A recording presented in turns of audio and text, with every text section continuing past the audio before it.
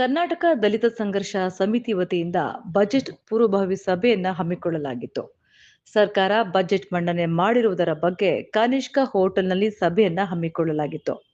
ಕರ್ನಾಟಕ ದಲಿತ ಸಂಘರ್ಷ ಸಮಿತಿಯ ರಾಜ್ಯಾಧ್ಯಕ್ಷರಾದಂತಹ ಚಳುವಳಿ ಅಯ್ಯಪ್ಪ, ಜಿಲ್ಲಾಧ್ಯಕ್ಷರಾದಂತಹ ಎನ್ ಪ್ರಸಾದ್, ಅನೇಕ ದಲಿತ ಪರ ಮುಖಂಡರು ಸಭೆಯಲ್ಲಿ ಪಾಲ್ಗೊಂಡಿದ್ದರು. ಇದೇ ಸಂದರ್ಭದಲ್ಲಿ ಸುದ್ದಿಗಾರರೊಂದಿಗೆ ಮಾತನಾಡಿದ ಮುಖಂಡರು, ಈ ಬಾರಿ ಬಜೆಟ್ನಲ್ಲಿ ಮಂಡಿಸಿರುವ ಸಮಗ್ರ ಅಭಿವೃದ್ಧಿಗೆ ಮೀಸಲಿಟ್ಟಿರುವ ಅನುದಾನವನ್ನು ಯಾವುದೇ ಕಾರಣಕ್ಕೂ ಬೇರೆ ಇಲಾಖೆಗೆ ಬಳಕೆ ಮಾಡಿದರೆ ಮುಂದಿನ ದಿನಗಳಲ್ಲಿ ಹೋರಾಟವನ್ನ ತೀವ್ರಗೊಳಿಸುವ ಎಚ್ಚರಿಕೆಯನ್ನು ದಲಿತ ಪರ ಹೋರಾಟಗಾರರು ಸರ್ಕಾರಕ್ಕೆ ಕೊಟ್ಟರು. ಬಜೆಟ್ ಅಧಿವೇಶನ ಸ್ಟಾರ್ಟ್ ಆಗಿದೆ. ಬಜೆಟ್ ಸಹ ಮಣ್ಣೆ ಆಗಿದೆ. ಇವತ್ತು ಅನೇಕ ದಲಿತ ಪರ ಮುಖಂಡರು ಧ್ವನಿ ಎತ್ತಾ ಇದ್ದಾರೆ. ಇವತ್ತು ಏನು ಹೇಳ್ತೀರಾ ಸರ್? ಇವತ್ತು ಬಜೆಟ್ ಪೂರ್ವವಾಗಿ ಸರ್, ಈಗಾಗಲೇ ನಾವು ಬಜೆಟ್ ಮಾಡೋದಕ್ಕೆ ಮುಂಚೆ ನಾವು ಹೇಳಿದ್ವಿ, ಹೋದ ವರ್ಷದಲ್ಲಿ ನಮಗೆ ಕಡೆಗಣಿಸಿದ್ದಾರೆ. ದಲಿತರಿಗೆ ಯಾವುದೇ ರೀತಿಯಲ್ಲಿ ಅನುದಾನನ ಬಿಡುಗಡೆ ಮಾಡಿಲ್ಲ. STP TSP ಫಂಡನ್ನು ದುರುಪಯೋಗ ಮಾಡವ್ರೆ. IAS KS ಆಫೀಸರ್ಗಳು ಈ ಹಣವನ್ನು ದುರುಪಯೋಗ ಮಾಡಿದ್ದಾರೆ. ಅವರ ಮೇಲೆ ಯಾವುದೇ ರೀತಿಯಲ್ಲಿ ಕ್ರಿಮಿನಲ್ ಮೊಕದ್ದಮೆಯನ್ನು ಮತ್ತೊಂದು ಕ್ರಮ ತಗೊಂಡಿಲ್ಲ ಅಂತ ಹೇಳಿದ್ದೀವಿ. ಈಗಾಗಲೇ ನಾವು ಆ ಬಜೆಟ್ನ ಮಂಡನೆ ಆಗೋದಕ್ಕೆ ಮುಂಚೆ ಹೇಳಿದ್ದೀವಿ, STP TSP ಫಂಡು ಪರಿಶಿಷ್ಟ ಜಾತಿ ಪರಿಶಿಷ್ಟ ಪಂಗಡಗಳ ಜಾತಿಗೆ ಮೀಸಲಿಟ್ಟರು ಹಣ. ಇದು ನೇರವಾಗಿ ಪರಿಶಿಷ್ಟ ಜಾತಿಗೆ ಬಂದು ಸೇರಬೇಕು. ಇದು ಯಾವುದೇ ರೀತಿಯಲ್ಲಿ ಬೇರೆ ರೀತಿಯ ಕಾರ್ಯಕ್ರಮಕ್ಕೆ ಬಳಕೆ ಆಗಬಾರ್ದು. ಗ್ಯಾರಂಟಿಗಳಿಗೂ ಮಗದೊಂದಕ್ಕೆ ಯಾವುದಕ್ಕೂ ಯೂಸ್ ಆಗಬಾರ್ದು ಅಂತೇಳಿ ಈಗಾಗಲೇ ನಾವು ಘೋಷಣೆ ಮಾಡಿದ್ವಿ. ಇವಾಗ ಮಂಡನೆ ಮಾಡಿದ್ದಾರೆ.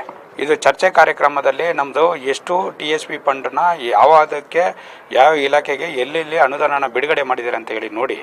ಇದನ್ನು ಮುಂದಿನ ಕಾರ್ಯಕ್ರಮ ನಮಗೆ ಕೂಡಲಾಗಿ ಕಾಣ್ತಾ ಇರೋದು ಏನಂತ ಹೇಳಿದ್ರೆ, ಇವಾಗ ಯಾವುದು ಮಾಡಿಲ್ಲ ಅನ್ನೋ ಲೆಕ್ಕಾಚಾರದಲ್ಲಿ ಇದೆ.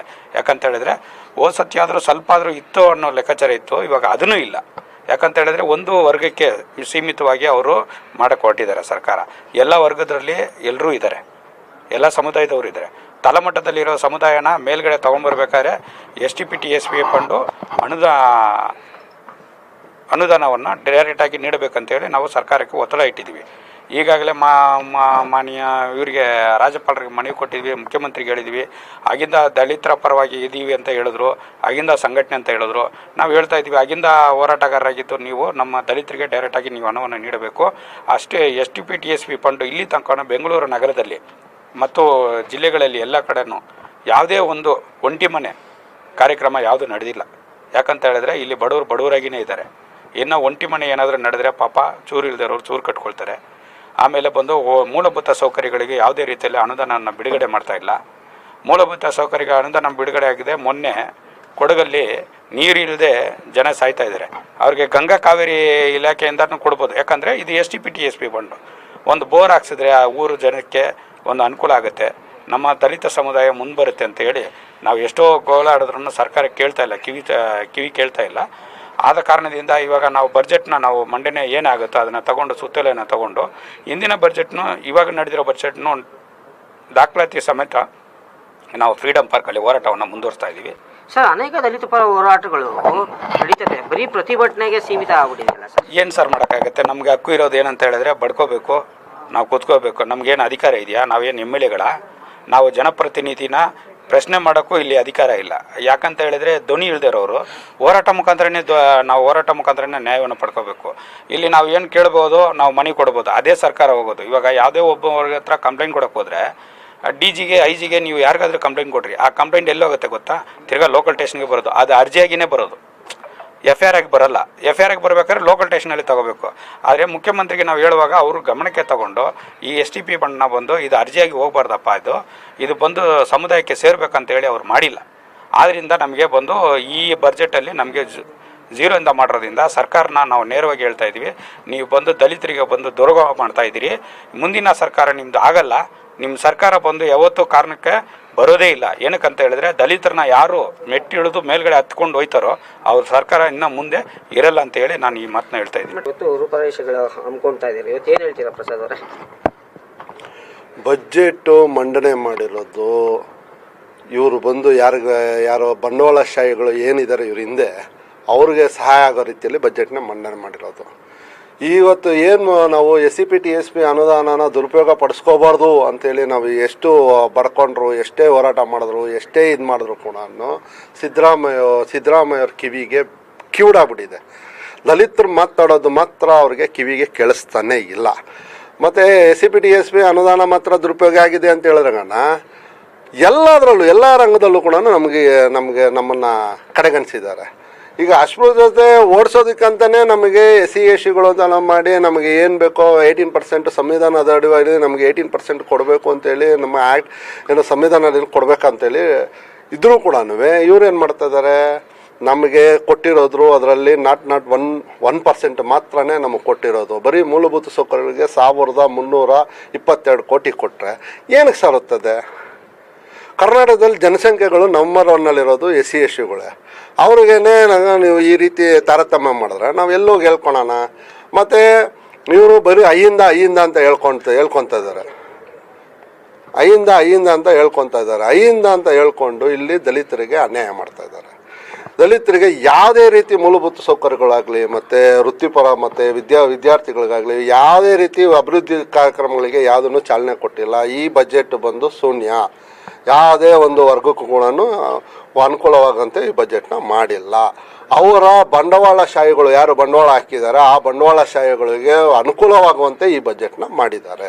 ಸರ್, ಅನೇಕ ದಲಿತ ಪರ ಹೋರಾಟಗಾರರು ಪ್ರತಿಭಟನೆ ಮಾಡ್ತಾ ಇದ್ದಾರೆ ಸರ್ಕಾರದ ವಿರುದ್ಧ. ಒಂದು ಕಡೆ ಎಡಗೈ, ಒಂದು ಕಡೆ ಬಲಗೈ. ಇವತ್ತು ಅವರಿಗೆ ಅನುದಾನ ನೋಡಿ 45,000ಕ್ಕೂ ಹೆಚ್ಚು. ಇಲ್ಲಿ ಎಡಗೈ ಬಲಗೈ ಎಲ್ಲೂ ಕೂಡ ಬಜೆಟ್ ಬಗ್ಗೆ ಎಲ್ಲೂ ಕೂಡ ಕಿಂಚತ್ತು ಕೂಡ ವಾಯ್ಸ್ ಮಾಡ್ತಾ ಇಲ್ಲ. ಬಲಗೈ ವರ್ಗದವರು ಯಾರು ಕೂಡ ಕಿಂಚತ್ತು ಕೂಡ ಯಾವುದು ಬಜೆಟ್ ಬಗ್ಗೆ ಯಾರು ಕೂಡ ವಾಯ್ಸ್ ಎತ್ತಾ ಇಲ್ಲ. ಏನಕ್ಕೆ ಅಂದರೆ ಅವ್ರಿಗೆ ಬೇಕಾಗಿರೋದು ಒಳ ಮೀಸಲಾತಿಯಲ್ಲಿ ಬಲಗೈಗಳಿಗೆ ಬೇಕಾಗಿರೋಂಥ ಏನು ಬೇಕು ಅಂತೇಳಿ ಬೇಕೋ ಅದನ್ನು ಮಾತ್ರ ಅವ್ರಿಗೇನು ಬೇಕು ಅಂತೇಳಿ ಅದನ್ನು ಮಾತ್ರ ಅದಕ್ಕೆ ಮಾತ್ರ ಹೋರಾಟ ಮಾಡೋದಕ್ಕೆ ಮಾತ್ರ ಸೀಮಿತ ಆಗಿದ್ದಾರೆ. ಇಲ್ಲಿ ಜನಾಂಗಕ್ಕೆ ಒಳ್ಳೇದಾಗಬೇಕು ಅಂತ ಹೇಳೋದಕ್ಕೆ ಎಡಗೈ ಆಗಲಿ ಬಲಗೈ ಆಗಲಿ ಯಾವುದೂ ಕೂಡ ಜನಾಂಗಕ್ಕೋಸ್ಕರ ಯಾರು ಕೂಡ ಹೋರಾಟ ಮಾಡ್ತಾ ಇಲ್ಲ. ಇವತ್ತು ಕಿಂಚಿತ್ತು ಕೂಡ ವಾಯ್ಸ್ ಮಾಡ್ತಾ ಇಲ್ಲ. ಇವತ್ತು ABC ಅಂತ ಮಾಡಿದ್ದಾರೆ. ಎಗೆ ಮತ್ತು ಬಿಗೆ ಬಂದು ಏನು ಬೇಕೋ ಸವಲತ್ತುಗಳೆಲ್ಲ ಕೊಡ್ತಾನೇ ಇದ್ದಾರೆ. ಆದರೆ ಸಿಗೆ ಮಾತ್ರ ಎಲ್ಲೂ ಕೂಡ ಒಂದು ಕಿಂಚಿಂಟು ಕೂಡ ಎಲ್ಲೂ ಕೂಡ ಕೊಟ್ಟಿಲ್ಲ. ಮತ್ತು 101 ಜಾತಿಗಳು ಸಮಾನತೆ ಎಲ್ಲಿ ಕೊಟ್ಟರು ಇವರು? ಅಂದರೆ ಇವತ್ತು ಬಜೆಟ್ನ ಯಾವುದೇ ಒಂದು ವರ್ಗಕ್ಕೂ ಕೂಡ ಸಮಾನತ್ವವಾಗಿ ಹಂಚಿಕೆ ಮಾಡಿಲ್ಲ. ಸರಿನೇ ಇಲ್ಲ. ಯಾಕಂದ್ರೆ ಮುಖಂಡರು ಹೇಳ್ಬೇಕಾದ್ರೆ ಸರಿಗಿಲ್ಲ. ಆದ್ದರಿಂದ ಸರಿಗೆ ಇಲ್ಲ. ಇದು ಏನಂದರೆ ಮಾಡಿದ್ದಾರೆ. ಬೆರಳೆಣಿಕೆ ಎಷ್ಟು ಅಂತ ಜನಸಂಖ್ಯೆಗಳಿಗೆ ಸಾವಿರಾರು ಕೋಟಿಗಳು ಅನುದಾನ ಕೊಟ್ಟಿದ್ದಾರೆ. ನಾವು ಇಡೀ ರಾಜ್ಯದಲ್ಲಿ ಏನು ಮೊದಲನೇ ಸ್ಥಾನದಲ್ಲಿ ಇರ್ತಕ್ಕಂಥ ನಾವು ದಲಿತರು, ನಮ್ಗೆ ಯಾಕೆ ಕೊಡ್ತಿಲ್ಲ? ಈಗ ನಮ್ಮ ನಾಯಕರುಗಳು ಹೇಳ್ತಾರಲ್ಲ, ಈಗ ಮುಂದಿನ ಮುಖ್ಯಮಂತ್ರಿ ದಲಿತ ಮುಖ್ಯಮಂತ್ರಿ ಅನುದಾನನೇ ನೀವು ತಗೊತಾ ಇಲ್ಲ. ನಿಮ್ಗೆ ಎಲ್ಲಿ ದಲಿತ ಮುಖ್ಯಮಂತ್ರಿ ಕೊಡ್ತಾರೆ? ಇದನ್ನ ತಗೊಂಡು ನಮ್ಮ ಜನಾಂಗಕ್ಕೆ ಕೊಡ್ರಿ, ನಮ್ಮ ಜನಾಂಗನ ಉದ್ಧಾರ ಮಾಡಿರಿ, ನಾವು ನಿಮ್ಮ ಜೊತೆಗಿರ್ತೀವಿ. ಅದನ್ನು ಬಿಟ್ಟು ಸುಮ್ಮನೆ ಈ ಬುಲ್ಡೆ ಮಾತುಗಳು ಬೇಡ. ಏನು ದಲಿತ ಮುಖ್ಯಮಂತ್ರಿ ಇದೇ ನಾವು ಚೆನ್ನಾಗಿರೋ ತಾನೇ ನಿಮ್ಗೆ ಸಪೋರ್ಟ್ ಮಾಡೋದು, ನಮ್ಮ ನಾಯಕರು ಅಂತ ಹೇಳೋದು.